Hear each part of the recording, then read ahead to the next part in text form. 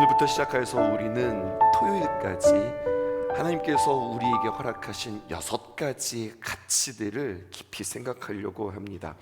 어떤 가치들을 우리에게 말씀해 주시는가, 이것도 중요하지만 여러분, 이 말씀이 어떤 맥락에서 주어지는가, 이것을 발견하는 것은 무엇보다도 더 중요하다 하겠습니다. 성경을 우리가 해석하고 또 성경을 이해함에 있어서 제일 중요한 것은 어떤 문맥 가운데 이 표현이 등장하는가, 이것을 늘 염두하면서 우리가 말씀을 들어야 한다는 거예요. 더 쉽게 말해서 앞뒤에 어떤 말씀 가운데 이 말씀이 표현되어져 있는가를 생각하는 거죠. 문맥을 벗어난 해석은 독단에 빠지기 쉽기 때문에 그렇습니다. 그리고 문맥을 벗어나 버리면 그냥 좋은 말씀일 뿐 진정한 말씀의 내용을 파악하지 못하고요, 그리고 진정한 말씀의 내용을 파악하지 못하면 그냥 못했구나가 아니라 말씀의 능력을 잊어버리게 되는 거예요. 그러므로 오늘 말씀의 문맥의 전후를 살피면서 그 문맥 안에서 오늘 말씀이 어떻게 시작되든지를 먼저 생각해 보고자 합니다. 빌립보서 4장 1절부터 보셔야 하겠습니다. 그러므로 나의 사랑하고 사모하는 형제들, 나의 기쁨이요 멸류가 아닌 사랑하는 자들아, 이와 같이 주 안에 서라, 이렇게 권면하고 있어요.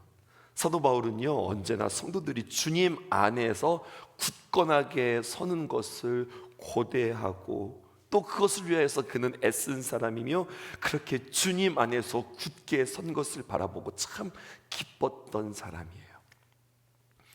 저도 그렇습니다. 여러분들이 주님 안에서 각자의 삶 속에서 여러분들 말씀 안에서 굳건하게 서 있는 그 모습들을 보기를 간절히 소원해요.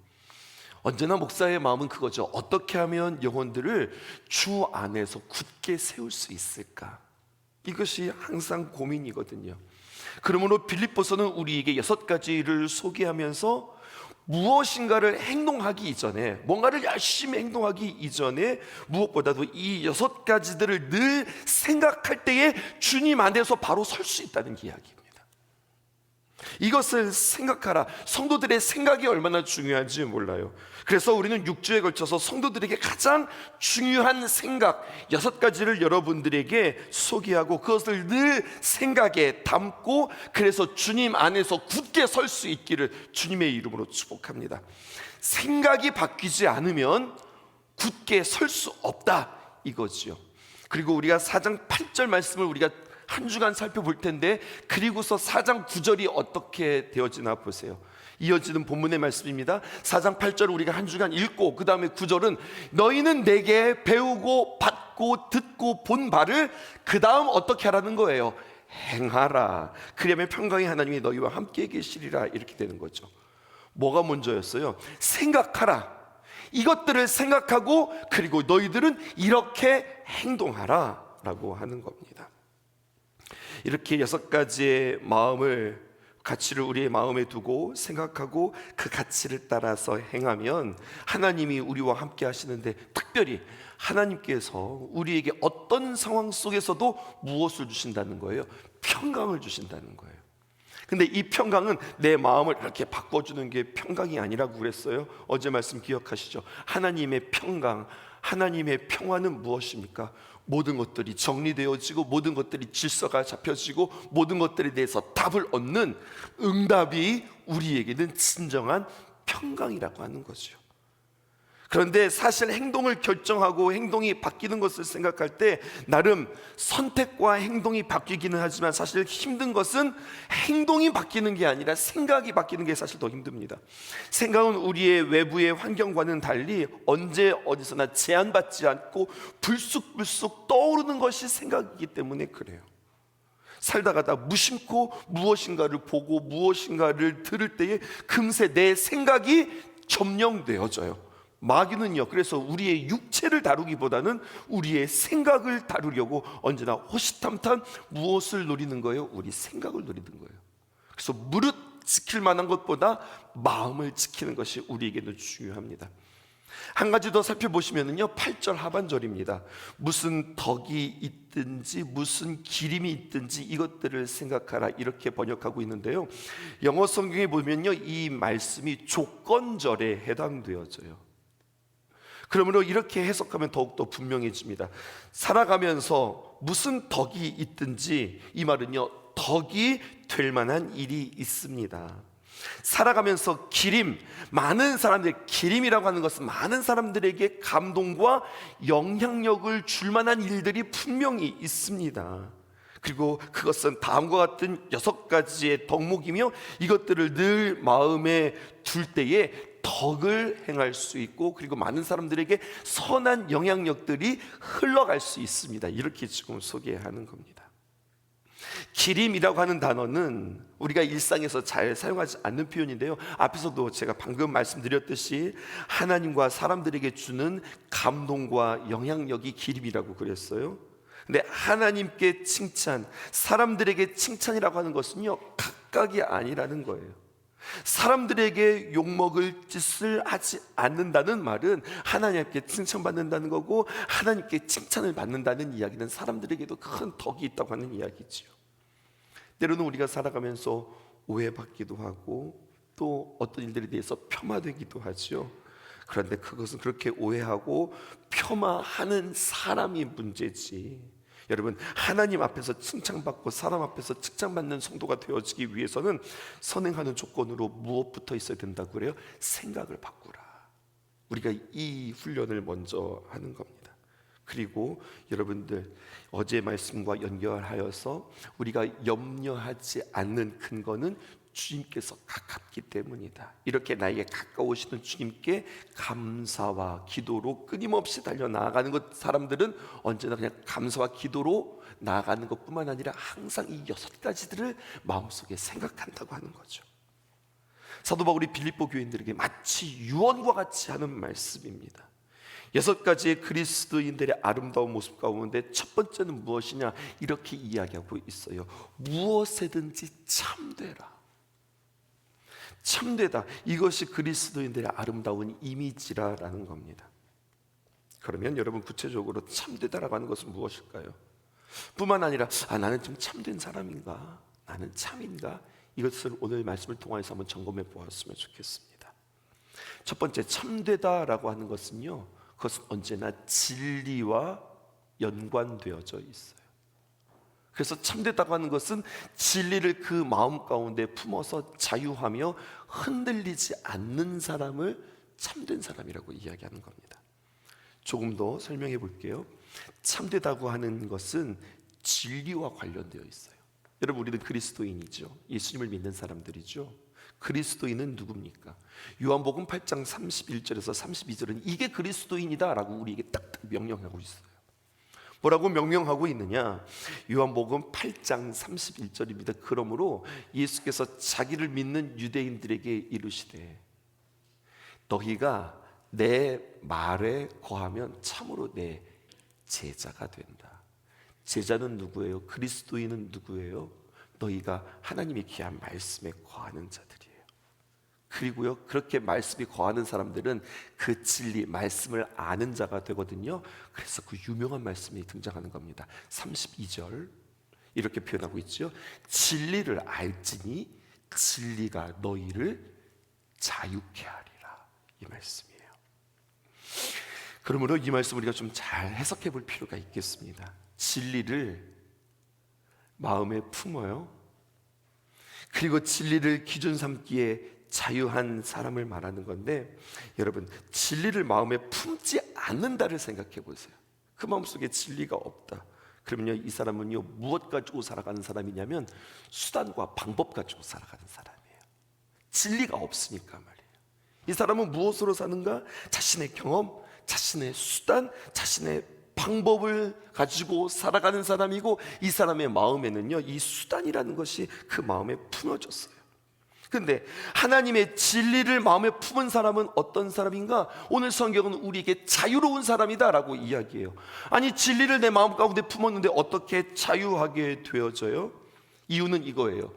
기준이 자기 기준이 아니라 하나님의 법과 하나님의 다스림과 하나님의 통치로 살아가는 사람이에요. 그렇기 때문에 누가 책임져요? 하나님께서 책임지는 거예요. 그러니까 걱정과 염려를 하나님께 토스한 사람이에요. 그러니까 자유한 사람이지요. 하나님이 책임지시니 나는 그 안에서 자유한 사람입니다.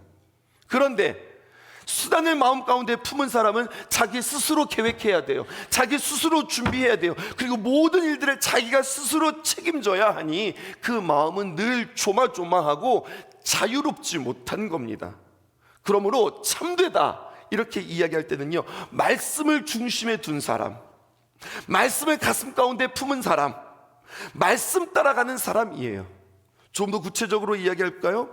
여러분, 날마다 새롭게 그날 나에게 주시는 하나님의 만나와 같은 말씀이 나에게 있습니까? 이게 중요해요.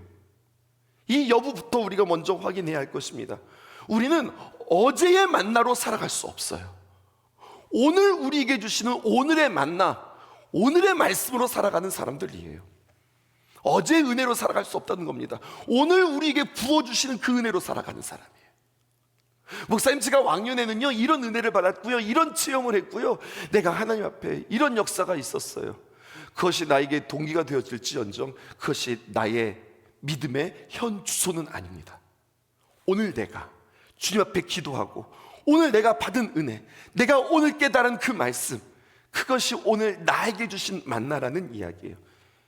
출애굽기에 이 말씀이 있는 겁니다. 출애굽기 16장 4절에 있습니다.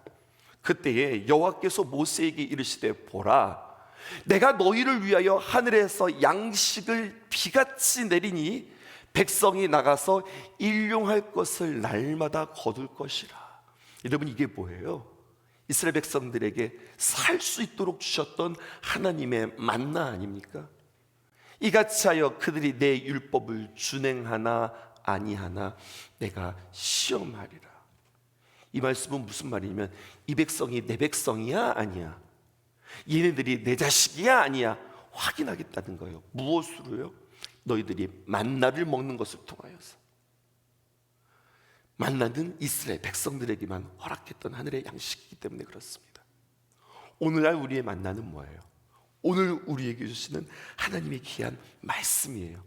그래서 주님께서 우리에게 가르쳐 주신 주님의 기도, 주기도문에 이런 말이 있는 거예요. 오늘 우리에게 일용할 양식을 주옵시고. 일용입니다. 일용. 하루 먹을 데일리 브레드, 일용할 양식을 주옵시고 라고 이야기해요. 이렇게 날마다 하나님의 귀한 말씀을 날마다 공급받는 사람, 이 말씀을 품은 사람은요 흔들리지 않는 믿음의 사람이 되는 거예요. 에베소서 3장 13절에서 14절입니다.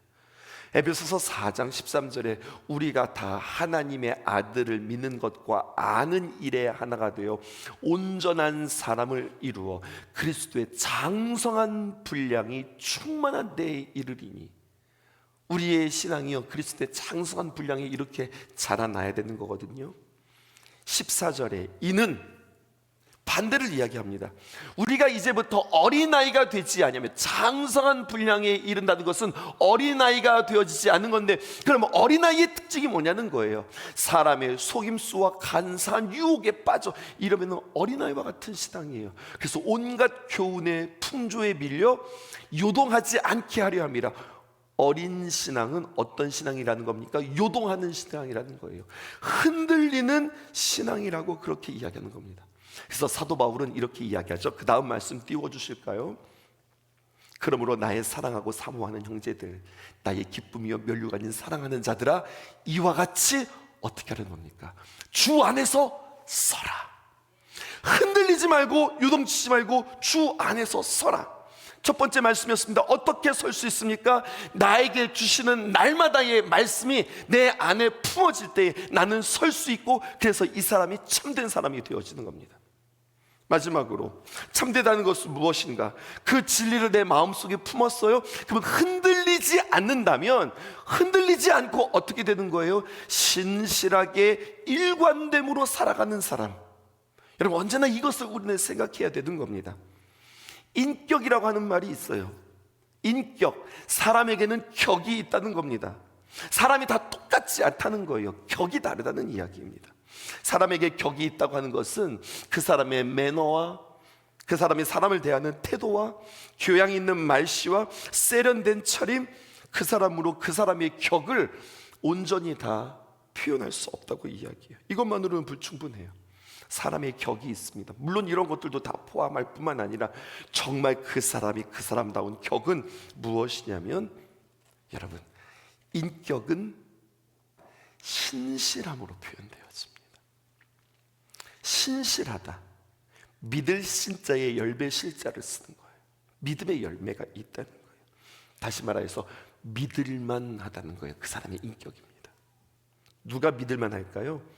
한결같은 사람, 앞과 뒤가 똑같고 안과 겉이 동일하고 말과 행동이 일치하는 사람. 우리는 이 사람을 신뢰하고 믿을만 하게 되어질 겁니다. 매사에 일관된 사람이에요. 오늘 이것이 여러분들에게 기도 제목 되어질 수 있기를 원합니다. 신앙에 있어서 믿음과 삶이 일치한다고 하는 것은요, 이런 거예요. 믿는 대로 말하고 믿는 대로 살아가는 사람입니다. 믿으면 고백하고 믿으면 아멘이라고 말하고 정말 그렇게 살아가는 거예요. 하나님께서 우리에게 주시는 하나님의 귀한 말씀으로 아멘, 아멘, 그렇습니다. 나에게 주시는 하나님의 귀한 말씀입니다. 아멘, 감사합니다. 주님 앞에 기도했으나 삶의 현장에서는 아휴, 큰일 났다, 어렵다, 아멘이 아니라 노멘이요. 이렇게 우리가 교회에서의 고백과 삶에서의 고백이 다르다면, 특별히 사역자들, 성도들 앞에서, 학생들 앞에서, 제자들 앞에서 했던 이야기들과 내가 나의 삶에서 하는 이야기들이 다르다면, 여러분, 그것은 신실한 것이 아닙니다. 참되다는 것은 진리를 마음에 품어 신실하고 일관된 사람이라 하였습니다. 그래서 구체적으로 하나님의 귀한 말씀을 내 마음속에 담고 그 말씀대로 나의 생각을 변화시키고, 그래, 나는 그렇게 생각하지 않아, 그래, 하나님께서 우리에게 이렇게 하신다고 하였지, 하나님의 귀한 말씀을 믿고 그 말씀대로 나의 말에 변화를 일으키는 거예요. 그러므로 그 사람의 인격은 그 사람이 무엇을 생각하는가, 그 생각으로 인하여서 무엇을 말하는가, 무엇을 강조하는가, 그리고 무엇에 따라서 그는 행동하는가, 이것이 신앙이라고 말할 수 있는 겁니다. 자기가 믿는 믿음에 대하여서 여러분 선명한 고백이 있을 수 있기를 주님의 이름으로 축복합니다. 내가 들은 말씀과 내가 하는 말씀이 똑같으라는 이야기예요.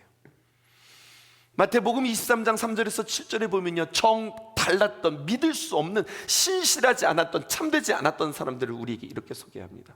그러므로 무엇이든지 그들이 말하는 바는 행하고 지키되 그들이 하는 행위는 본받지 말라. 그들은 말만 하고 행하지 아니하며. 바리새인들을 이야기하는 거죠. 또 어떻게 하는 겁니까? 4절에 보니까 또 무거운 짐을 묶어 사람의 어깨에 지우되 자기는 그것을 한 손가락으로도 움직이지 아니하고. 말로만 다 때우는 사람이죠. 또 5절에 보십시다. 그들의 모든 행위를 사람에게 보이고자 하니 곧 그 경문띠를 넓게 하여 옷수를 길게 하고 잔치의 윗자리와 회당의 높은 자리와 시장에서 문안받는 것과 사람들에게 랍비라 칭함받는 것을 좋아하느니라.